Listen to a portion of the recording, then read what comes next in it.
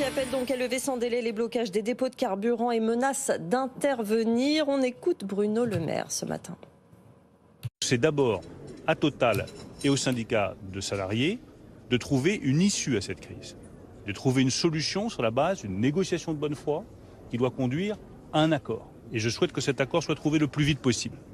Ensuite, si Total et les organisations de salariés n'arrivent pas à se mettre d'accord, c'est là que le gouvernement utilisera les moyens qui sont à sa disposition. Je crois que la Première ministre a été très claire sur le fait que nous prendrons, le moment venu, c'est-à-dire rapidement, nos responsabilités. Soit les négociations démarrent et aboutissent vite et les dépôts de carburant sont rouverts rapidement, soit nous utiliserons les autres moyens qui sont mis à notre disposition, y compris les réquisitions. Voilà, Bruno Le Maire, ministre de l'économie.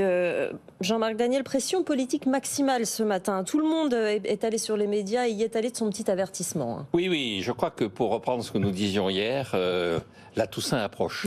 Et je maintiens, Georges Pompidou était devenu présidentiable après avoir débloqué la situation autour du week-end de Pentecôte de 68. Donc là, la Toussaint approche. Et puisque la référence c'est Georges Pompidou, je rappelle que quand il était Premier ministre, à l'époque du général de Gaulle, on avait réquisitionné les mineurs en 1963 et il y avait eu un grand auto-da-fé des carnets de réquisition fait par la CGT de l'époque en disant réquisitionnez tant que vous voulez, nous on redescendra pas dans les puits de mine.